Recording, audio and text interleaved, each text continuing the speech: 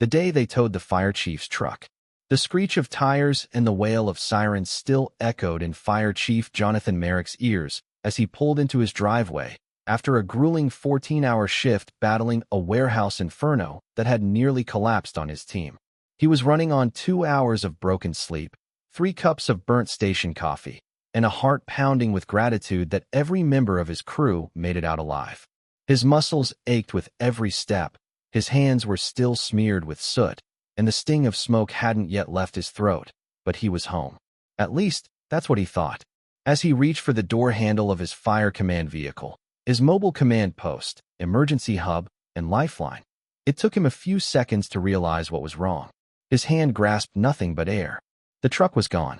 He blinked, squinting at the faint tire marks left on the concrete, the slightly disturbed grass on his freshly mowed lawn.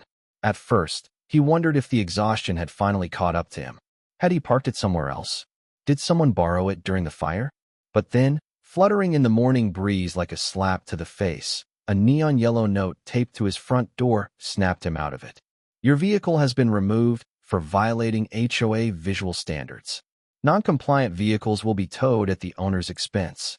HOA enforcement. Jonathan read the note twice, slowly, then once more, just to make sure he hadn't misunderstood. He wasn't just any vehicle owner.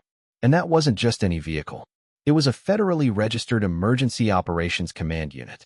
It carried communication relays, field med kits, evacuation maps, and digital schematics for every major structure in the district. It had served as the nerve center for over 24 crisis responses, and the HOA had towed it for not being pretty enough.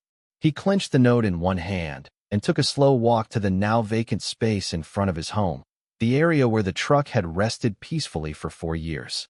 Its reflective striping, municipal seal, and emergency light bar weren't decorative. They were vital. None of that mattered now. The spot was bare. Across the street, a neighbor peeked from behind a curtain. Another closed a garage door a little too fast.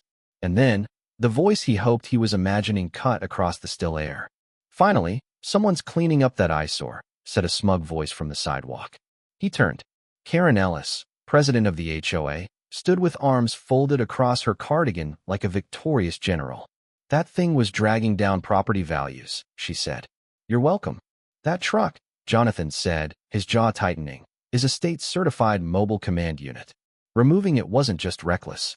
It was illegal. Karen shrugged and yawned theatrically.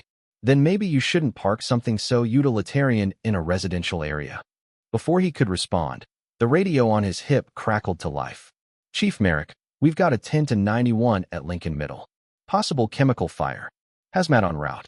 Field command needed ASAP. His heart dropped. Lincoln Middle. Hundreds of students, teachers, staff, and his command truck, the mobile hub for coordinating hazmat containment, was gone. He bolted to his personal vehicle. His backup radio had limited range. His digital floor plans? Gone. The laptop housing the chemical exposure database? Gone. All in that missing rig. Karen, oblivious or indifferent, waved as he sped off. He arrived at Lincoln Middle to chaos, flashing lights, confusion, and columns of gray smoke spilling into the sky. Without the truck, setup was slow. Radios squawked with interference. Cross-department coordination was fractured. Jonathan made it work, because that's what fire chiefs do.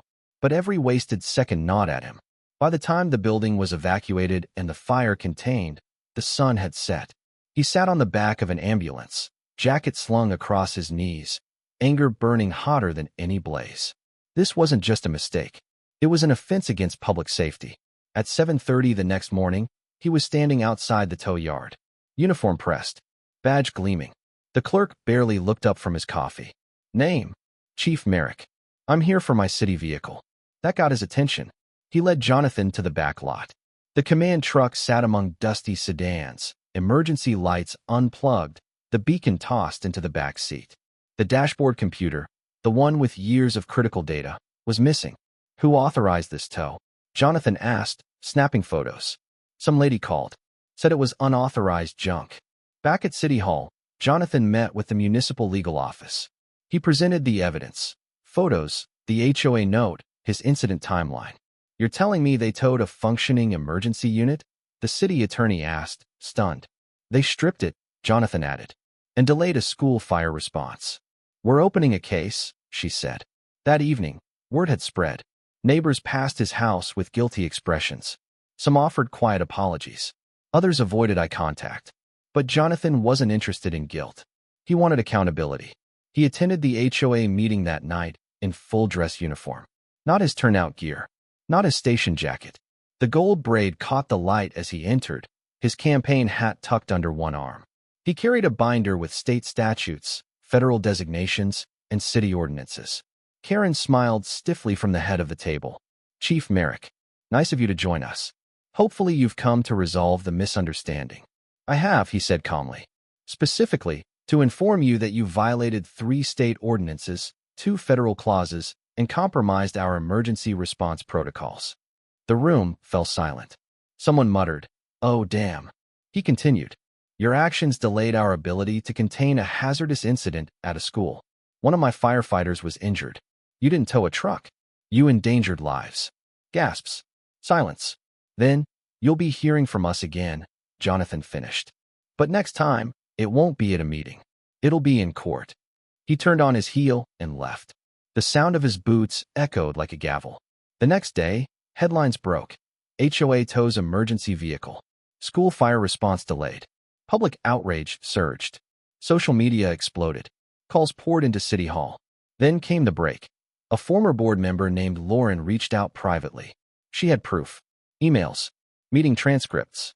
One stood out. Karen had written to the towing company, "I don't care if it's the Pope's vehicle. That ugly red truck is gone by Friday." It wasn't about policy. It was about a neighborhood tour. Jonathan brought the evidence to the next emergency HOA meeting. Karen tried to spin it. Claimed she didn't know the truck's designation. But the board had seen enough. The vice president motioned to suspend her. Lauren stood and said, "I warned her."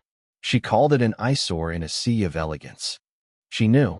The room erupted. Soon after, a city audit uncovered deeper violations. Blocked hydrants. Fire lanes converted into parking. Even a wrought iron fence cutting off emergency access. The final blow? An anonymous tip linked Karen to a fake contractor, Withers Property Solutions, registered under her son's name. HOA funds had been funneled into it for projects that didn't exist.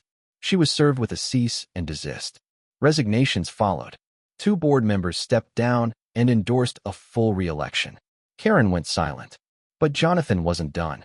He worked with city engineers to repair the truck, reinstalled the command systems, calibrated the radios. It was more than a vehicle, it was a statement. When it was ready, they held a barbecue at the firehouse. Families laughed. Kids played. Someone placed a handmade sign at the driveway, reserved for Fire Chief Merrick. "Towing this vehicle will trigger a full city response." Jonathan laughed. For the first time in weeks, he felt peace. But the story wasn't over. Karen was charged formally: obstruction of emergency services, code violations, misappropriation of funds. At trial, Jonathan testified. Calm. Precise. Photos. Audio. The missing schematics. The firefighter who was injured. "Seconds matter," he said. "We don't get to lose them." The jury returned a guilty verdict. Karen was barred from holding any HOA office for a decade. She was fined, ordered to pay restitution, and forced to issue a public apology. Afterward, the HOA elected a new leader, Elise Tran. Transparent, collaborative, compassionate.